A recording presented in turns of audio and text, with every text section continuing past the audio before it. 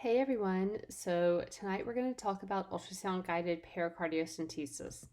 So, with any procedure, why do we use ultrasound? So, ultrasound can visualize the procedure in real time, which can lead to a decreased number of attempts, decreased complications, and overall improvement in patient safety. And this is part of a bigger look at ultrasound guided procedures. So, we're going to talk right now about pericardiocentesis. And we'll start with the case. So, this is a 54-year-old male who's rushed into the emergency department in cardiac arrest.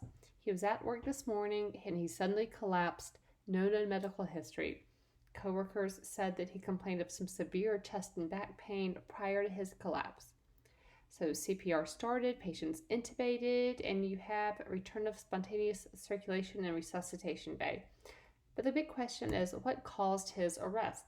A chest x ray performed shows a winded mediastinum, but you still have a thready pulse. So blood pressure is low, you have really thready peripheral pulses, difficulty obtaining a manual, and what's your next step? So this is where I'm going to use ultrasound to help figure out if I can get to a diagnosis for why this patient is so sick quickly. So first I'm going to do a cardiac ultrasound. And this is what I see. So I see this is an apical 4 view of the heart, and we're seeing our right ventricle, our left ventricle, we're seeing right atrium, our left atrium, and we're seeing a large pericardial effusion right here, and we're even seeing collapse. We're not seeing it really well right here, but we're seeing collapse of that right atrium and right ventricle. So this person has a large pericardial effusion, is in tamponade. So pericardial effusion, tamponade. Right now, I'm really suspicious for a dissection, to tell you the truth. But in order to circumvent or help relieve the tamponade, the procedure we want to do at the bedside is a pericardiocentesis. And yikes, this is a big one. So to stick or to not stick? When do we stick? When do you have the patient go up to the cath lab with interventional cardiologists for a pericardiocentesis or a pericardial window?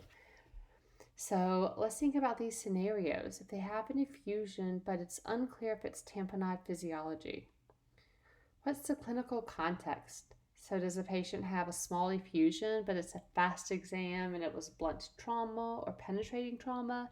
Are they critical? Is this patient in PEA? Are they in shock? Are you having trouble even getting a pulse? Are they short of breath? And then our approach. So what are our approaches, our needle approaches, and what are our image window options? So what if you have a patient that has a traumatic pericardial tamponade?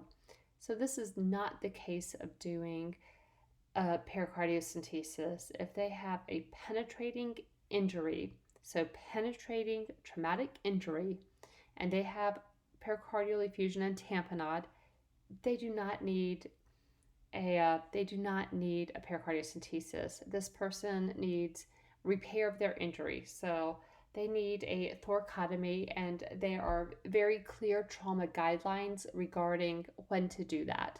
And that's a different topic for a different day, but it's something to consider. If you have a medical or atraumatic tamponade, does the patient need a pericardiocentesis, a needle pericardiocentesis? Do they need a pericardial window, or do they need a cardiothoracic surgeon to take them up to the OR as quickly as possible, like in the case of a dissection?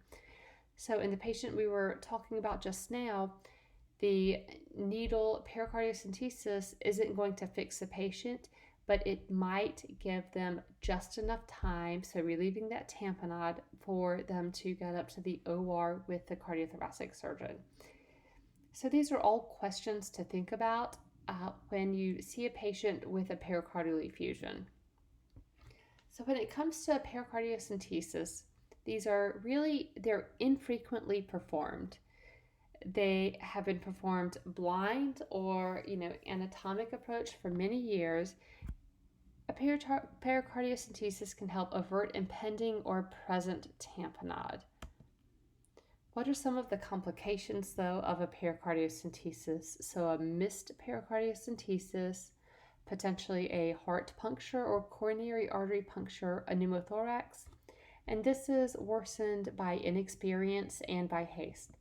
So, with ultrasound, the idea is to use dynamic or real time guidance to see the needle enter the pericardial fluid collection.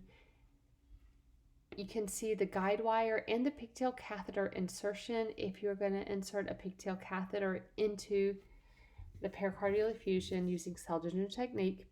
You can see the fluid volume decrease, and you should be able to see post-procedure heart dynamics improve. So going through an ultrasound-guided pericardiocentesis, what are some of the choices for needle puncture and catheter insertion? So we want to look subcostal and parasternal. When doing an ultrasound-guided pericardiocentesis, where do we want to place our probe in order to get the best view possible? So this can be done contemporaneously with needle insertion. It can be done in the subcostal window, parasternal window, or apical window. Oftentimes, using the subcostal window and subcostal approach is the first way people do this, or first approach.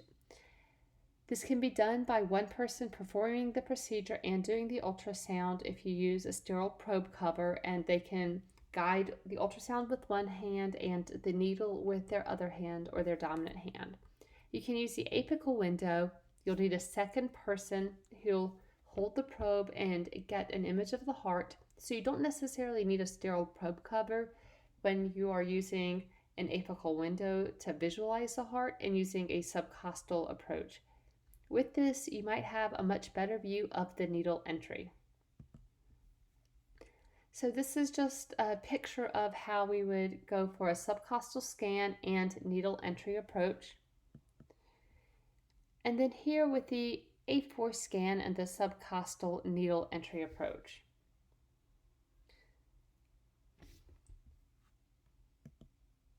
Please email me if you have any questions regarding approaches to ultrasound-guided pericardiocentesis.